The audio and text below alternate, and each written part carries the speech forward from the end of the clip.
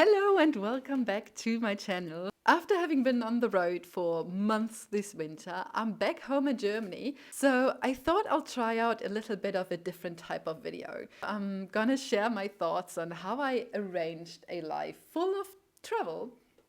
In my opinion, there are basically two main aspects. You first have the hardware, which is basically accommodation, finances, all the things that need to be arranged and planned and organized. And then you also have the social side of things, how to keep in touch with family and friends, like how to manage relationships. And all of these things you have to manage abroad as well as at home, especially if you're traveling for longer periods of time. When it comes to the hardware at home, which is basically, well, your income and your expenses, your accommodation. For me personally, it is very important to keep my fixed costs as low as possible.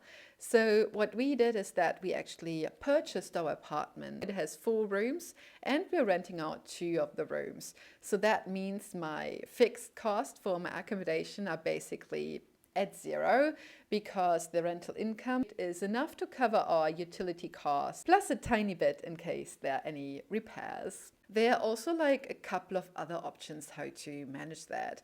You could always downsize and just have a small affordable home base.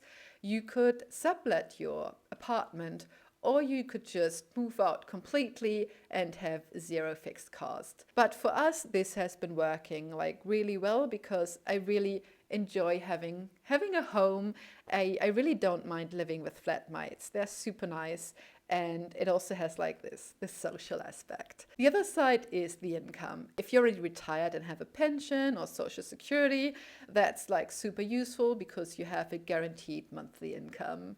You could do it like me, like I'm working remotely. Luckily, my employer is super flexible and allows me to work from basically anywhere in the world for up to 6 months each year. So I'm super fortunate that I generate my income from my regular job here in Germany.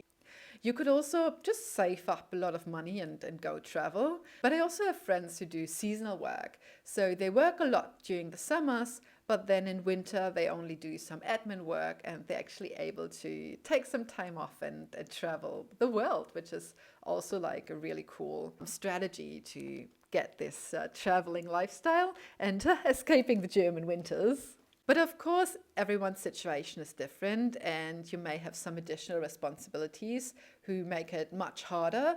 But if you really want to travel, I think in most cases, there are ways to manage it. Apart from the hardware, there's also the social aspects, especially with family and friends. In my case, I've been really fortunate that I'm usually only traveling for a couple of months at a time.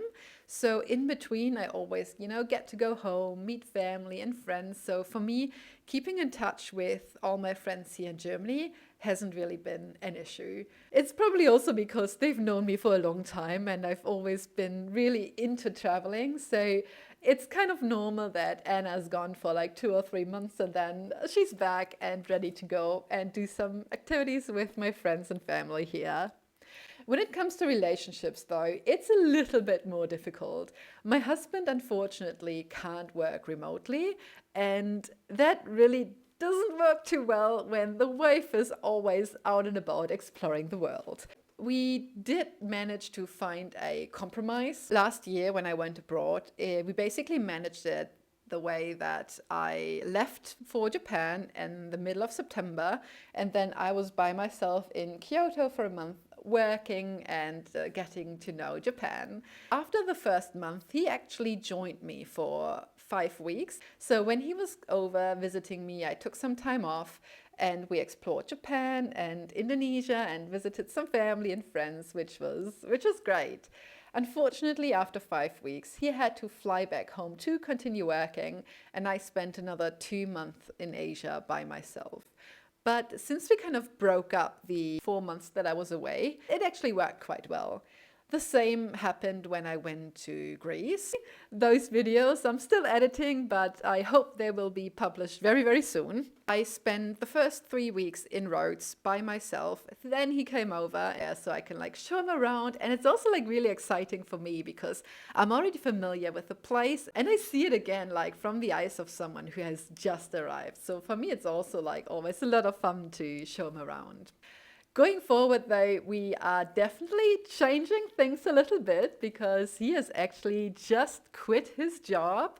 So the coming winter, we have amazing travel plans, which I'm going to share with you soon. But just to give you a sneak peek, we are going back to Asia and it's going to be about 7 months and it's going to be epic.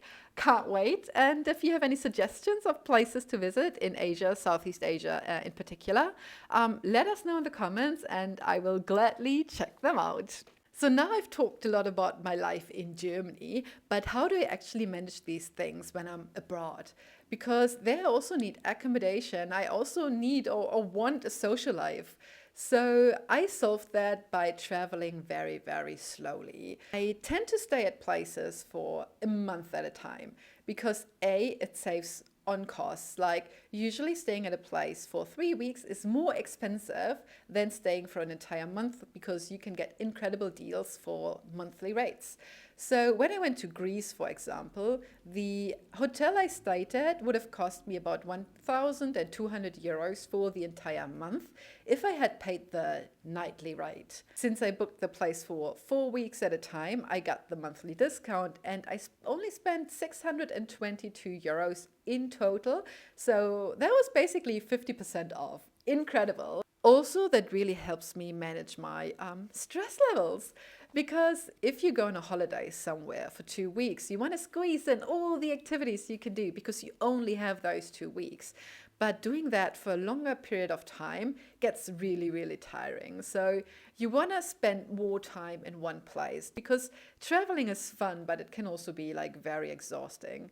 And also if you work at the same time, it's even more stressful. So really having a home base, stay at a place for a month gives you the opportunity to also build up some sort of social life. If you're at a place for only a week, like you get to meet people on your second or third day, but then 4 days later, you're already leaving again. So you're constantly trying to build up some sort of social life, but then after a week, you need to start from scratch again.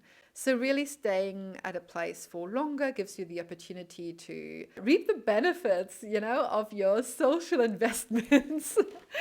You get to know your local coconut lady, the people in the cafe that you tend to visit every day. They will know you by name. They will already know like what you want to order. So you have like the sense of familiarity. I don't even know how to say it. Like familiar, like yeah.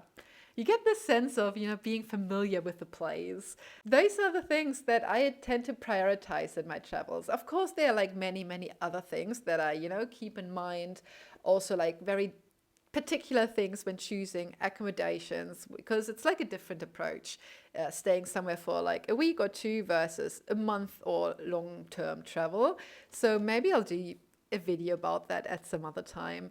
If you have more questions like about organizing your life of travel, if you want any specific tips, like let me know in the comments because now that I'm back in Germany, I was thinking about doing also like more of these types of videos, just, sharing my thoughts, explaining things, giving tips.